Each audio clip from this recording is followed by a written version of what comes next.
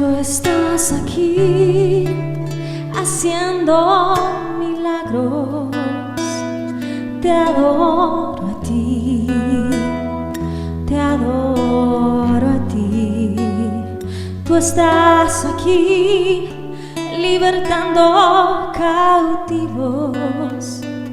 Te adoro a ti, te adoro a ti. Tú estás aquí rompiendo ataduras. Te adoro a ti, te adoro a ti. Te cantamos, aleluya. Milagroso, abres camino, cumples promesas, luz en tinieblas, mi Dios, así eres tú. Milagroso, milagroso, abres caminos, cumples promesas, luz en tinieblas, mi Dios, así eres tú. Tú estás aquí haciendo milagros. Te adoro a ti, te adoro a ti. Tú estás aquí libertando cautivos. Te adoro a ti, te adoro a ti. Tú estás aquí rompiendo ataduras. Te adoro a ti, te adoro y te cantamos. Milagroso, abres caminos, cumples promesas, luz en tinieblas, mi Dios, así eres tú. Así eres. Milagroso, abres caminos, cumples promesas, luz en tinieblas, mi Dios, así eres tú. Oh, aleluya. Así eres tú, Señor. En ti confiamos, en ti creemos, en ti esperamos, Dios mío. Cerramos los ojos a lo que dice el mundo y abrimos los ojos a lo que tú dices, Dios. Aunque yo no lo vea, aunque yo no lo sienta, aunque no parezca, Dios, tú reinas, aleluya. Y eso es lo que cuenta y eso es lo que importa. Gloria a tu nombre y te cantamos hoy así. Y aunque yo no lo vea, tú reinas. Aunque yo no lo sienta, tú reinas por la eternidad. Aunque yo no lo vea, aunque yo no lo vea, tú reinas. Aunque yo no lo sienta, tú reinas por la eternidad. tú reinas. Y aunque yo no lo vea, tú reinas. Y aunque yo no lo sienta, tú reinas por la eternidad. Milagroso, abres camino, cumples promesas, luz en tinieblas, mi Dios, así eres tú. Así eres. Milagroso, abres caminos, cumples promesas, luz en tinieblas, mi Dios, así eres tú. Milagroso, abres camino, cumples promesas, luz en tinieblas, mi Dios, así eres tú. Así eres tú. Así eres tú. Así eres tú.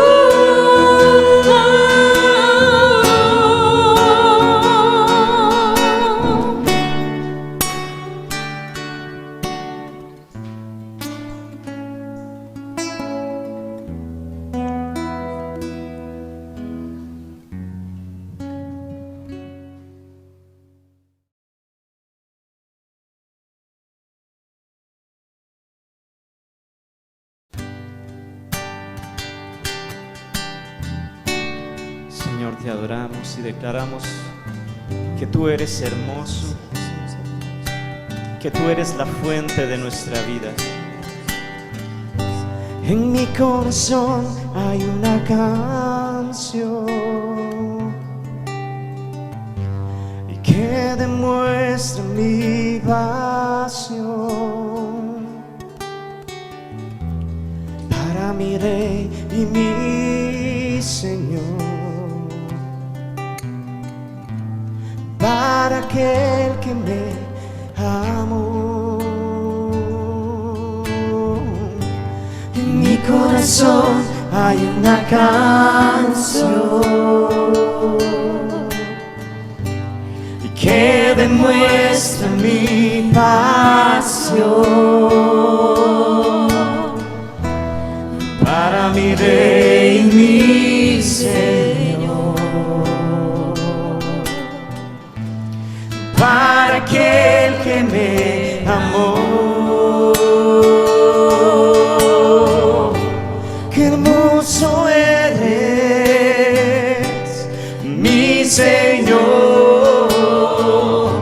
qué hermoso eres tú, amado mío. Tú eres la fuente de mi vida y el anhelo de mi corazón. Qué hermoso eres, mi Señor, qué hermoso eres tú, amado mío. Tú eres la fuente de mi vida y el anhelo de mi corazón.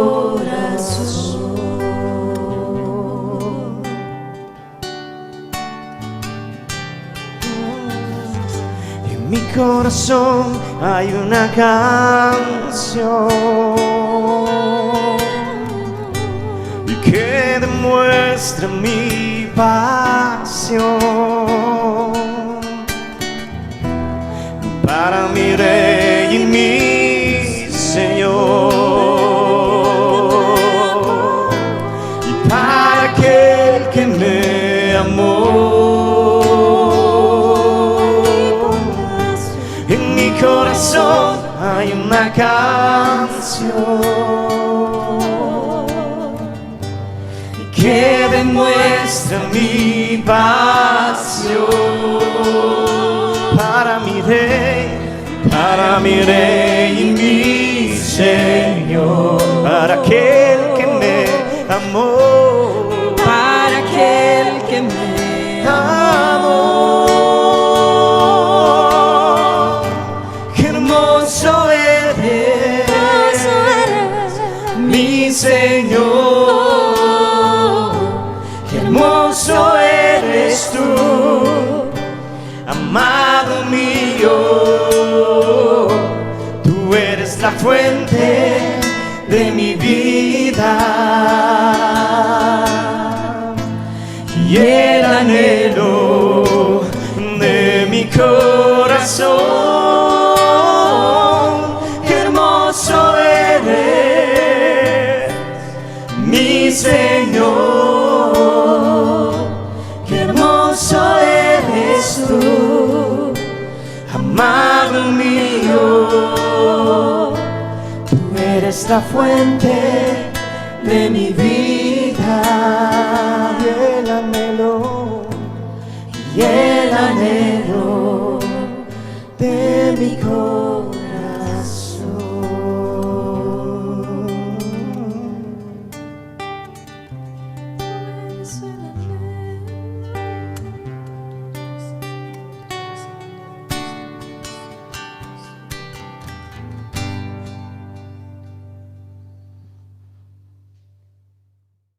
Amén, así es. Y así como acabamos de adorar a Dios juntos, yo también invito a que juntos declaremos lo que creemos en esta congregación. Traiga su Biblia, levántela ahí en su mano y declare que la Biblia es la palabra indestructible de Dios. que yo soy todo lo que ella dice que soy, que yo tengo todo lo que ella dice que tengo, que yo puedo hacer todo lo que ella dice que puedo hacer. Y esta mañana una semilla poderosa será plantada en mí. Esa semilla la trae a continuación nuestro pastor Yamil Jiménez. Bendiciones.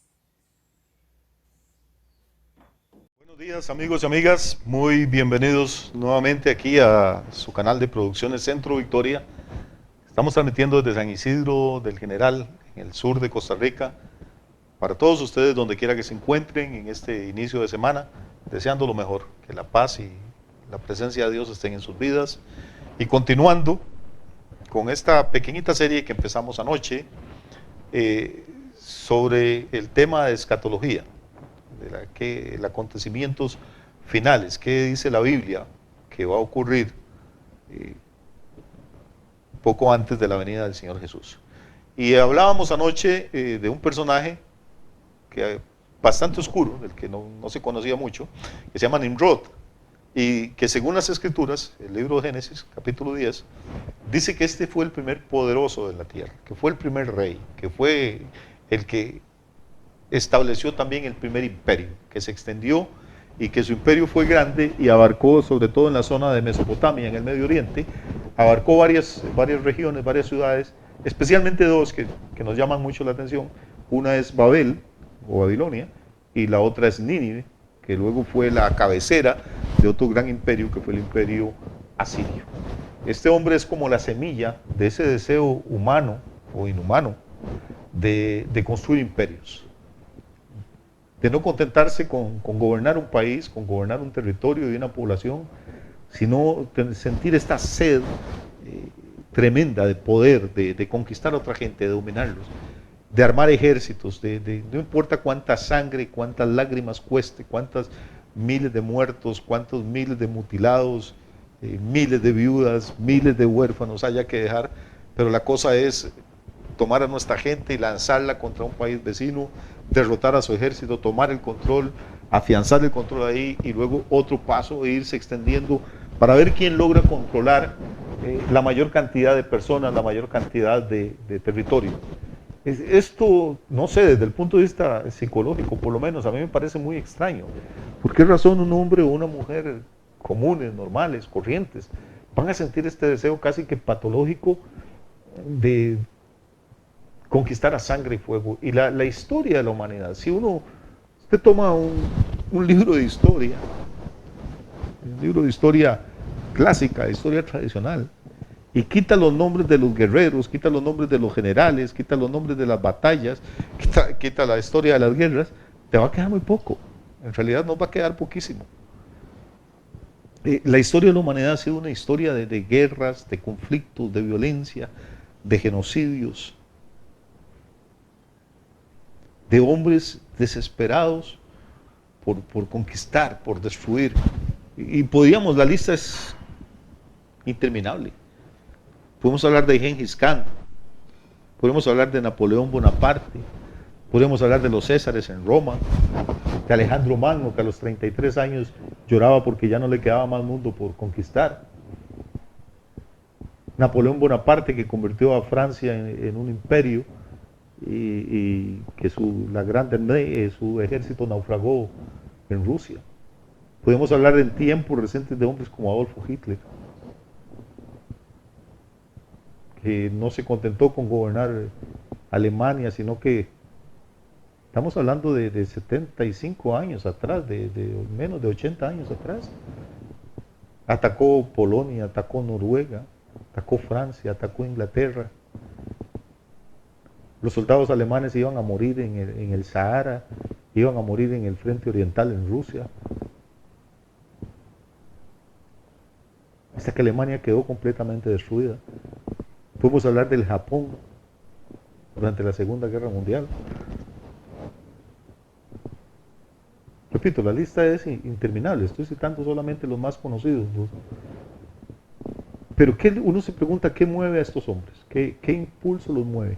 ¿Qué necesidad tiene un ser humano de gobernar territorios y matando gente a los que ni siquiera va a poner nunca los pies? Pensemos en el Imperio Inglés. tenía posesiones en el Caribe, tenía posesiones en América, en África, en Asia, en Europa. Pensemos en España, los reyes españoles. ¿Sabe? España gobernó América durante más de 300 años y nunca un monarca español pisó el suelo americano. Se jactaban algunos de ellos y decían, en mi imperio, en mi territorio, nunca se pone el sol. O sea, eran tan vastos los dominios de esta gente que cuando era medianoche en algún lugar de su imperio, en otras zonas era el mediodía. Y todo les pertenecía a ellos. ¿Para qué? Los zares rusos. Y entonces uno se da cuenta que psicológicamente es muy difícil explicar esto y lógicamente es casi que imposible. O sea, usted no puede vivir más que en un palacio, no puede vestir más que un traje, por más lujoso que sea. ¿Qué hace con tener 1000 trajes o 10.000 trajes? ¿Qué hace con tener 500 palacios? En realidad todo eso son etiquetas, son señales de que mírenme, yo soy rico, yo soy poderoso, yo puedo más que ustedes. Y este espíritu, esta actitud, bíblicamente, históricamente, nace con este hombre que se llamó Nimrod, del que estuvimos hablando anoche. Y repito, la historia de él aparece en Génesis capítulo 10, aparece también en el primer libro de las Crónicas y aparece en el capítulo 5 del profeta Miqueas. Así es que vale la pena que le peguemos una revisadita a esos textos. Y este impulso de poder, de dominio, de conquistar a sangre y fuego, de gobernar, de someter a los demás a nuestro propio dominio, a nuestra voluntad, ha movido la historia de la humanidad, ha ensangrentado la historia de la humanidad. Y la Biblia nos dice que al final de los tiempos, y esto es sumamente interesante, va a haber un gobernante que va a sobrepasar a todos estos emperadores, reyes, generales y conquistadores de la historia que hemos mencionado y a los que no hemos mencionado también. Y que este hombre sí va a lograr su objetivo de tener un control global, de tener un control casi que sobre el planeta entero, de que las naciones se van a someter a este hombre. Este fue el sueño de Napoleón, este fue el sueño de Alejandro Magno, este es el sueño de los Césares, de Gengis Khan, de los reyes portugueses, de los monarcas españoles, de los ingleses. Cada país soñó alguna vez con adueñarse de más y más y más territorios. Todo el siglo XVII y XVIII fue un siglo de establecer colonias, de matar a la gente, de exterminar a veces poblaciones enteras, peleando por los recursos naturales, peleando por las materias primas, peleando para conseguir puertos, mercaderías o mercados. Y en algún momento dado, todos estos hombres morían súbitamente, cometían algún error y cuando ya estaban a punto de alcanzar su sueño de tener un imperio gigantesco, el sueño se desvanecía, como si fuera polvo, se les escapaba entre los dedos. Podemos citar ahorita a Alejandro Magno, que murió joven. Dicen que una indigestión después de una orgía y una borrachera, murió cuando estaba en la flor de la edad. Podemos pensar en un hombre como Napoleón Bonaparte, que aterrorizó a Europa, que es uno de los mejores generales que han existido, un hombre con una capacidad y una inteligencia enorme, y comete un error infantil, garrafal, se le ocurre atacar a Rusia, lejos de su base, lejos de Francia, con un clima, un invierno espantoso. Y sus hombres empiezan a morir como moscas y ahí mueren los sueños imperiales de Napoleón. Podemos pensar en Hitler, una persona que conocía la historia de Napoleón y que comete exactamente el mismo error. Después de que está derrotando a toda Europa, abre un segundo frente y se le ocurre atacar a Rusia.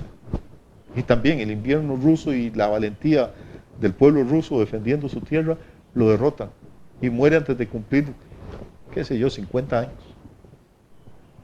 Muere cuando estuvo a punto de conseguir su sueño.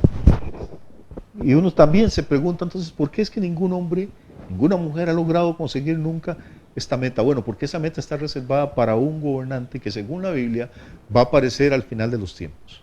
Y ese hombre, ese gobernante es conocido con una multitud de títulos o de nombres o de seudónimos en los diferentes libros de las Sagradas Escrituras. Y probablemente usted y yo estamos viviendo en una época tan interesante, como decíamos anoche, que en realidad somos privilegiados porque podemos ver cómo, gracias a la ciencia, a la tecnología, al avance de las comunicaciones, se están dando por primera vez las condiciones reales, las condiciones objetivas para que este sueño de gobernar sobre una inmensa cantidad de personas y sobre un territorio vastísimo, se pueda volver realidad por primera vez. Repito, este futuro gobernante se le conoce en la Biblia con muchísimos nombres. La bestia, el anticristo, el inicuo, el hombre de pecado, el cuerno pequeño, el asirio, y podríamos seguir enumerando una gran cantidad de ellos. Lo que tenemos que estar atentos es cuando estudiamos la Biblia o cuando la leemos, darnos cuenta que todas estas apelativos se refieren a un mismo individuo, se refieren a un mismo personaje. Entonces este es un personaje que va a ser carismático, inteligente, poderoso, ambicioso a un grado extremo, ególatra, va a buscar la admiración, la alabanza y la adoración de toda la gente, y va a tener bíblicamente un control casi que total sobre el planeta. Un control que va a incluir el control de la economía, el poder decidir quién compra o quién no, quién vende o quién no. Va a poder controlar la movilidad de las personas. O sea, va a tener la capacidad de rastrear a la gente cuando se muevan de un lugar al otro.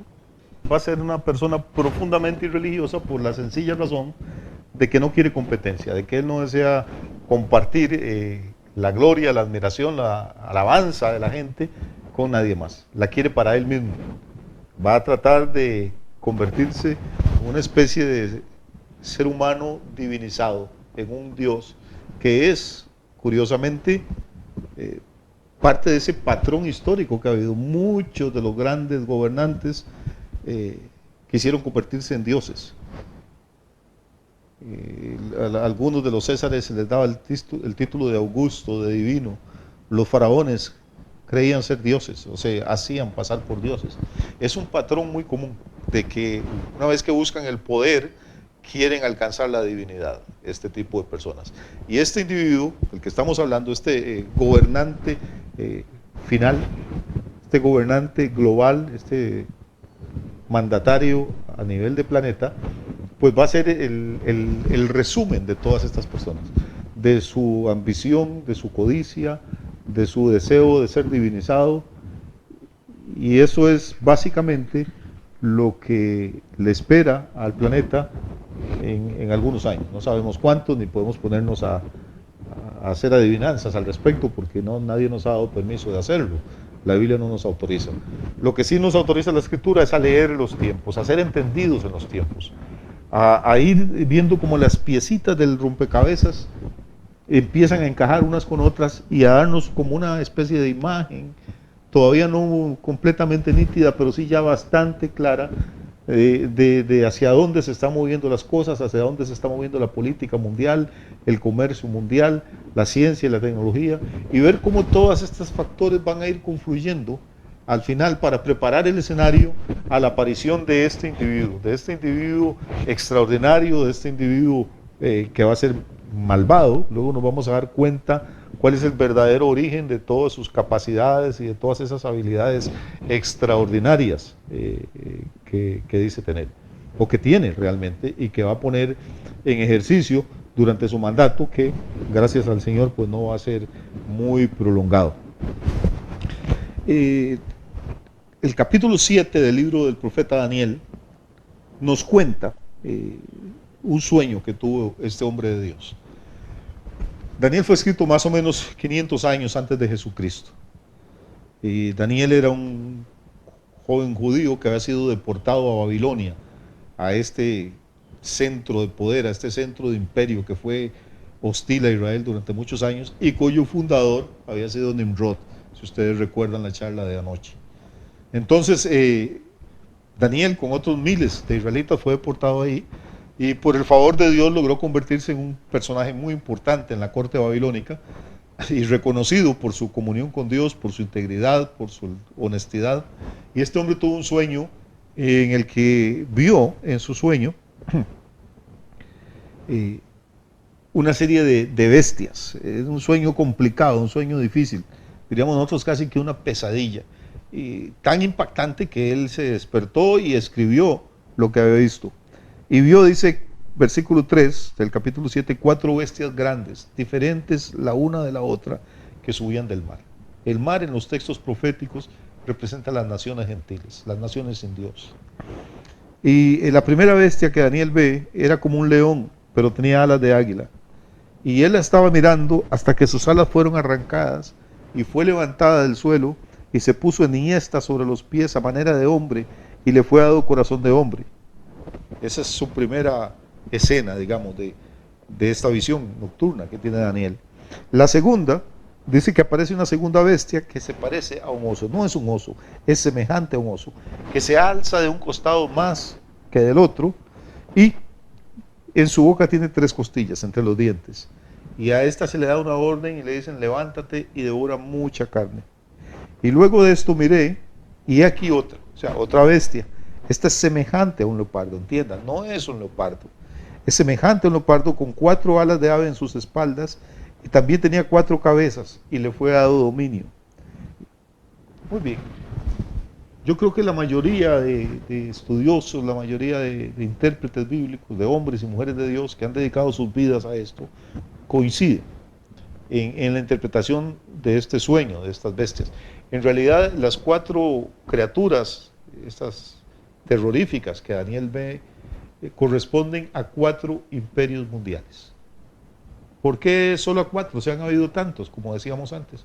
Bueno, porque en realidad a Daniel lo que le interesa, o a Dios lo que le interesa revelarle a Daniel en este sueño, es la relación de estos 4 imperios con el pueblo de Israel, con el pueblo al que Daniel pertenece. Allá Gengis Khan pues probablemente no tuvo mucho que ver con los israelitas, y los incas aquí en América del Sur tampoco su imperio tuvo mucho que ver con Israel o nada. Pero estos 4 imperios son imperios que van a jugar un papel fundamental en la historia de Israel. Y por eso la atención de Daniel se enfoca en estas 4 bestias. La primera, siempre se ha dicho que es Babilonia. Babilonia es el lugar donde Daniel está residiendo, es una ciudad majestuosa, es un imperio enorme, y es esa bestia que es semejante al león, al rey de los animales, y que tiene alas como de águila, la reina de las aves. Entonces tiene majestad, tiene grandeza. Daniel pues no puede menos que estar impresionado por lo que le rodea, y Dios le muestra que entonces este primer imperio, que ya atacó a Israel, que ya derrotó a Israel, que destruyó el templo del Señor, que se robó los objetos de oro del templo y que los tienen ahí presos en Babilonia, pues este imperio que parece un león, que parece un águila, que es impresionante, dice que finalmente le van a arrancar las alas. O sea, que va a venir otro imperio más fuerte, porque esta es la historia de los reyes, esta es la historia de los imperios. Triunfan, matan, conquistan, extienden sus dominios hasta que viene uno más fuerte que ellos. Y siempre hay uno más fuerte. Entonces, pasa a Babilonia. Todavía Daniel no está viviendo ese momento histórico, y todavía lo que está viendo es profético. El momento en que las alas le son arrancadas a este león todavía no ha llegado, pero ya Daniel lo está anticipando en profecía. Y no solo eso, sino que ve que se levanta una segunda bestia, que sale del mar algo semejante a un oso, que no camina como caminarían los osos, sino que camina torcido, inclinado hacia un lado, y que lleva en su boca, en el hocico, lleva costillas, y que está dispuesto a devorar y a matar y a comer mucha carne. Los historiadores, los intérpretes bíblicos coinciden que esta visión del oso corresponde al imperio que derrota a Babilonia, que es el imperio medo-persa, que es una alianza de medos con persas. Por eso el oso se ve, vamos a ver, un poco más levantado, más erguido de un lado que del otro. Estos vienen y destruyen Babilonia y toman el control de los territorios que Babilonia antes tenía, y son veloces, son buenos soldados, son muy rápidos, son sanguinarios. Si usted tuvo la posibilidad de ver aquella famosa película Los 300 de Leónidas y sus 300 guerreros, están haciendo frente precisamente a un ejército gigantesco de los persas. Pero resulta que este segundo imperio o esta segunda bestia también tiene que desaparecer. O sea, ni siquiera ha aparecido en ese momento histórico y ya Daniel la vio venir, triunfar sobre Babilonia y también desaparecer y ser derrotada por una tercera bestia. Y esta tercera bestia que aparece en Daniel capítulo 7, el versículo 6, dice que del mar ahora sale este tercer animal que es semejante a un leopardo y que tiene 4 alas de ave en su espalda. Entonces viene un tercer imperio en este caso, que va a derrotar y a sustituir al imperio medo-persa. Y aquí estaríamos hablando de los griegos. También de un grupito de islas ahí en Europa, sale Alejandro de Macedonia, hijo del rey Filipo, y organiza su ejército, diseña algunas estrategias nuevas, cambia el armamento del ejército, y sale de sus islas, sale de su territorio y empiezan a conquistar terreno y países o naciones vecinas hasta que finalmente incursionan en el Asia, por donde fundan ciudades, llevan la cultura griega, pero Alejandro, como habíamos dicho antes, muere muy joven, dice la leyenda que cuando llegó casi que a la India, miró las cordilleras del Himalaya y preguntó que qué había más allá de esas montañas tan altas. Y le dijeron que nada, que ahí se acababa el mundo. Cuenta la leyenda, repito, que se sentó Alejandro y lloró. Lloró porque, aunque había conquistado muchas naciones, soñaba con conquistar más. Lloró porque no le quedaba más mundo para señorear y para dominar. Y el tipo muere cuando ni siquiera tiene 40 años de edad. Esta es entonces, en una visión, Dios le da a Daniel un breve resumen de la historia de la humanidad. Alejandro Magno muere y, curiosamente, muere sin herederos. Entonces su reino, su imperio, se reparte entre 4 generales. Por eso, la visión que Daniel tiene, dice que esta bestia, la tercera bestia, era semejante a un leopardo. Tenía 4 alas de ave en sus espaldas y tenía también esta bestia 4 cabezas y le fue dado dominio. Estas 4 cabezas son los 4 generales que se van a repartir los dominios de Alejandro, y a uno de estos generales le va a tocar precisamente gobernar y controlar la zona de Palestina, donde está Israel. Hay 2 libros deuterocanónicos en el Antiguo Testamento, sobre todo en las versiones católicas de la Biblia, muy interesantes, que son el primer libro y el segundo de los Macabeos. Y los Macabeos fue una familia judía, padre y sus hermanos, que se levantaron contra la opresión de Antíoco, que fue uno de los gobernantes griegos de Palestina, y este Antíoco también, extrañamente, se hacía llamar Antíoco Epífanes, y Epífanes en griego significa Dios manifestado. O sea, recuerde que hay una tendencia entre estos conquistadores, entre estos gobernantes, no solo a enseñorearse de las posesiones, el cuerpo de la gente, el terreno donde habitan, sino a buscar, a captar la adoración de sus súbditos. Un hombre que se pone a sí mismo el nombre de Epífanes, Dios manifestado. O sea, véanme, aquí estoy Dios. Y este hombre se atreve, quiere cambiar la cultura judía y la religión judía, quiere cambiar los principios espirituales y religiosos del pueblo de Israel para imponer la cultura griega, que es politeísta, que tiene muchísimas divinidades, y ante esto la familia de los macabeos, que quiere decir los martillos, se levantan y le presentan resistencia y van muriendo uno a uno en los campos de batalla, pero finalmente logran sacudirse el yugo de esta tercera bestia de encima. Antes de eso, Epífanes entra al templo de Jerusalén y sacrifica un cerdo en el altar. Contamina el templo, profana el templo. ¿Por qué? Porque en la ley judía el cerdo es un animal inmundo, es un animal del que no se podía ni tocar, ni comer, ni criarlo, ni ninguna de estas cosas. Y este tipo entra al templo y como blasfemando, como burlándose del Dios de los judíos, entonces sacrifica a un cerdo en el altar. Notemos que también hay esta tendencia a la irreligiosidad, a la blasfemia en este tipo de gobernantes. Y todo esto se va a multiplicar por una cantidad incontable de veces cuando aparezca la cuarta bestia. porque recuerde que la visión son 4 animales extraños, raros. El primero que parece un león, el segundo que parece un oso, el tercero que parece un leopardo. Y note que los 3 son animales, vamos a ver, son predadores, son animales feroces, son animales sanguinarios.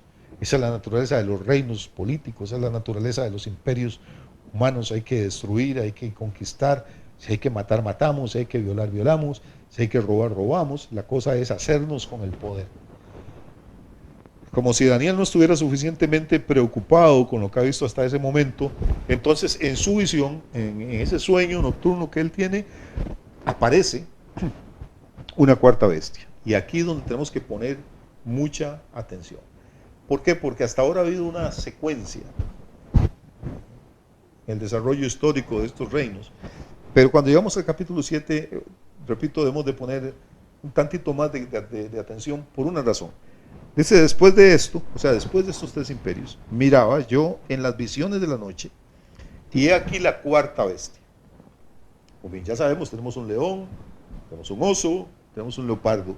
Ahora acabamos como a la expectativa, bueno, ¿y qué viene ahora? Dice, he aquí la cuarta bestia, espantosa y terrible y en gran manera fuerte, la cual tenía unos dientes grandes de hierro, devoraba y desmenuzaba, y las sobras hollaba con sus pies. O sea, no hay ningún animal, ninguna fiera, ningún monstruo con el que Daniel pueda comparar esta cuarta bestia que ve. Y de hecho, este versículo que acabamos de terminar de leer, el versículo 7 termina diciendo que esta cuarta bestia era muy diferente de todas las bestias que vi antes de ella, y tenía 10 cuernos. Leamos otra vez la descripción. Versículo 7. Después de esto, de los 3 reinos anteriores, miraba yo en las visiones de la noche, y he aquí la cuarta bestia.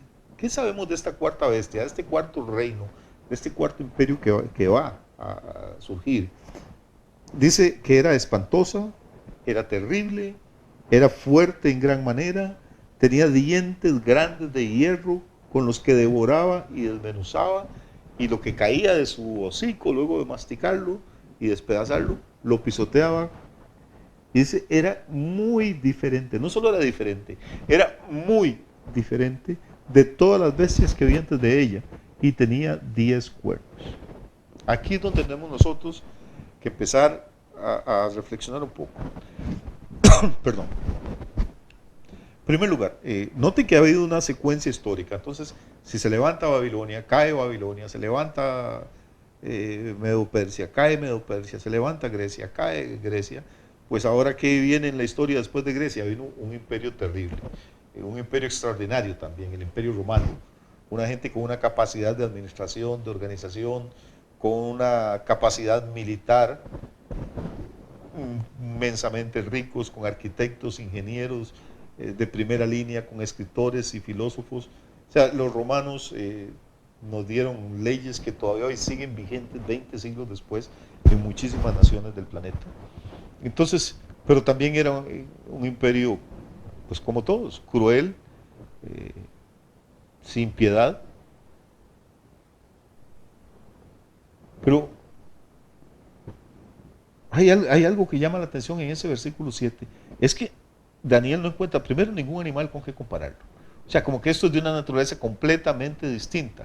Y en segundo lugar, enfáticamente afirma al final del versículo 7 que esta cuarta bestia es muy diferente. Ahora, ¿en qué es muy diferente el imperio romano del griego, o de los asirios, o de Babilonia, o de la CSS de Hitler, o de la Gran Armée de Napoleón? Son sanguinarios, todos matan, todos conquistan. Entonces aquí obviamente pues a nivel histórico está hablando del imperio de Roma, ese imperio que conformó, que nos dio la lengua latina, y de donde vienen, qué sé yo, el castellano, el portugués, el francés, el gallego, el rumano, y una cantidad enorme de idiomas que se hablan hoy en día. O sea, la herencia de Roma es una herencia que todavía hoy nos alcanza. Pero en su naturaleza, en su esencia, ¿en qué fue tan diferente? porque Roma no mataba por matar, ni destruía por destruir, más bien buscaban por medio de la política hacer alianzas, buscar estados clientes, llegar a acuerdos con los reyes de otros países e ir extendiendo su imperio de una forma pacífica hasta donde fuera posible. Muchas de las guerras que Roma peleó, ya cuando era un imperio, fueron defensivas, eran lo que ellos llamaban las tribus bárbaras que querían entrar a sus territorios y ellos mandaban pues las legiones a la frontera a combatir.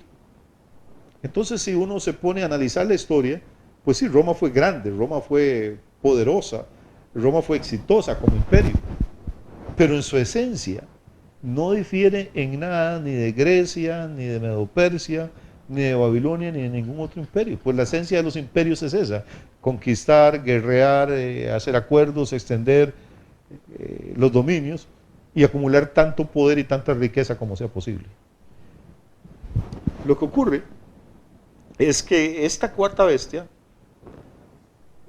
todavía está viva, se va a perpetuar a través de los siglos. Roma como imperio, como ciudad, cayó históricamente pocos siglos después de Jesús y dio inicio a lo que conocemos como la Edad Media, la época medieval.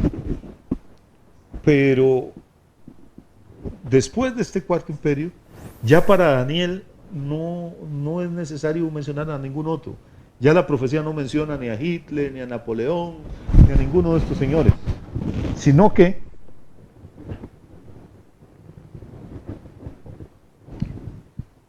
Daniel dice que después de esta cuarta bestia, lo que va a ocurrir es el gobierno de Jesucristo. O sea que en el tiempo se ha venido prolongando de alguna forma el espíritu de este cuarto imperio, de esta bestia terrible, que era muy diferente a todas las demás, que no se parecía a nada de lo que Daniel tenía en su experiencia. En la profecía hay algo que se llama la ley de doble referencia. Si usted busca por ahí, probablemente encuentre más información acerca de esto. Pero es que a veces los profetas, como ocurre, como veíamos anoche en Miqueas 5, ven dos eventos que históricamente son distintos, pero como los están viendo a siglos de distancia, ellos los confunden. Por ejemplo, Miqueas 5 habla de que en Belén iban a ser el Salvador de Israel, el guía de Israel, y luego dice que este guía iba a combatir y que va a destruir a los enemigos. Bueno, se cumplió la primera cosa: Jesús nació en Belén para ser el Mesías de Israel, pero la segunda no se ha cumplido. Él va a venir y va a destrozar a sus enemigos. Pero Miqueas los ve como si fueran una sola cosa, porque esto es lo que nos ocurre cuando miramos de lejos, por ejemplo, una cordillera. Vemos los dos picos de las montañas tan juntos, porque estamos muy lejos. Pero si empezamos a acercarnos, vamos a descubrir que entre un pico y otro hay valles, hay montañas, a veces hay aldeas, ríos, caminos, pero de lejos no se ven, nada más se aprecian las dos eminencias. Con los profetas pasa igual. A veces hablan de un acontecimiento futuro y mezclan dos cosas. Con esta cuarta bestia nos puede estar ocurriendo lo mismo. O sea, obviamente a nivel histórico se refiere al Imperio Romano, tal y como se conoció y tal y como fue derrotado por las invasiones de los bárbaros, paulatinamente hasta su caída. Pero también a nivel espiritual. Habla de que sí va a haber un gobierno mundial, presidido por este hombre del que hablábamos hace un rato, el Anticristo. Y precisamente uno de los nombres que se le da al Anticristo es la bestia. No el león como si fuera Babilonia, no el oso como si fuera Medo-Persia, no el leopardo como si fuese Grecia, sino la bestia. O sea, como que es el heredero de este último reino, de este último imperio. Y este hombre va a resumir en su persona todos los atributos malignos de todos los grandes conquistadores, de todos los grandes guerreros, de los emperadores. ¿Por qué? Porque va a ser violento, porque no va a tener piedad de sus enemigos, porque va a buscar que se le adore como si él fuese una divinidad, porque va a perseguir a todos los que crean de una manera diferente, los que tengan su propio concepto de Dios,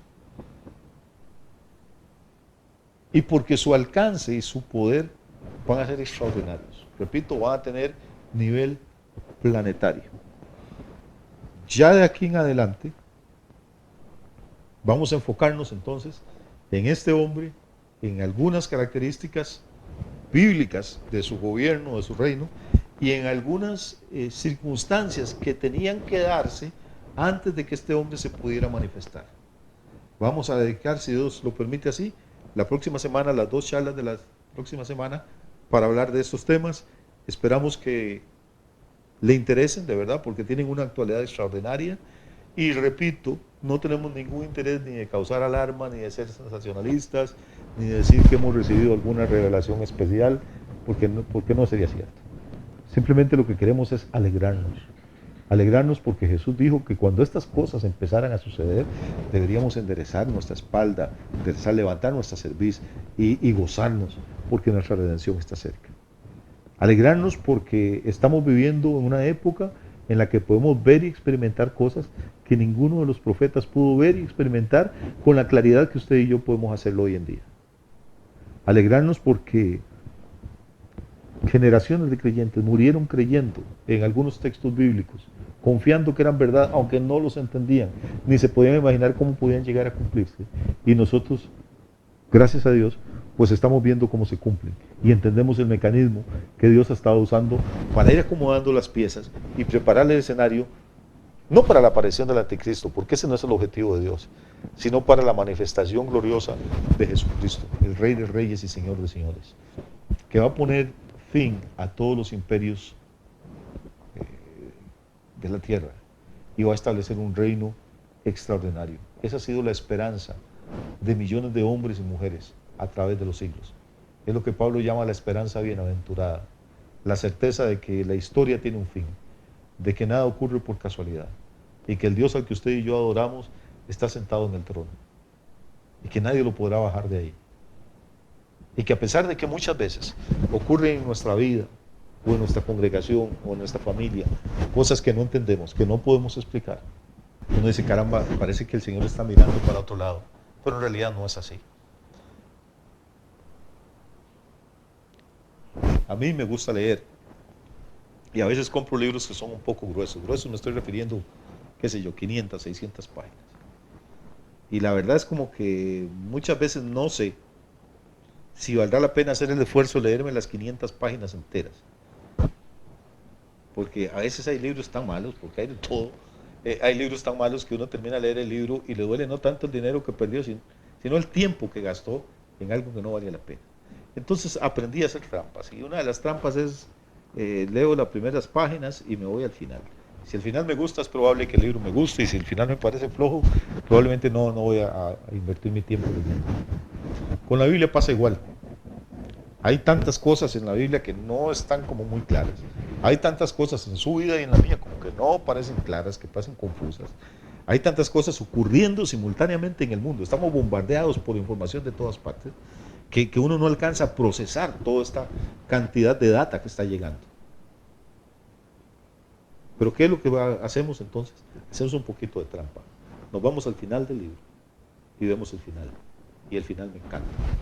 El final dice que después de tantas lágrimas y tanta sangre, tanta violencia y tanta injusticia, el plan de Dios se va a cumplir. Y que el reino de Dios se va a establecer. Y que los hombres y las mujeres que hemos vivido a lo largo de los siglos creyendo en esto, que muchas veces hemos sido ridiculizados, criticados, y por qué no todavía hoy en día muchos encarcelados y muertos por causa de su fe, al final el Dios justo nos justificará, nos dará la razón y establecerá un reino centrado en Cristo Jesús, que va a ser no solo el Mesías de Israel, sino el gobernador santo y justo de todo el planeta. Esa es mi esperanza, espero que sea la suya también, y que lo que aprendamos en estas semanas venideras nos ayude a alimentar esa fe y a levantar el nivel de gozo y de optimismo, porque aunque no entendamos lo que estamos viviendo en este momento, Dios tiene el control. Que Dios les bendiga, nos vemos la próxima semana aquí en su programa de producciones Centro Victoria. Que estén muy bien. Dios ha guiado tu camino y a tu lado siempre está. Sus promesas cumplirá. y a su tiempo lo verás. Eres parte de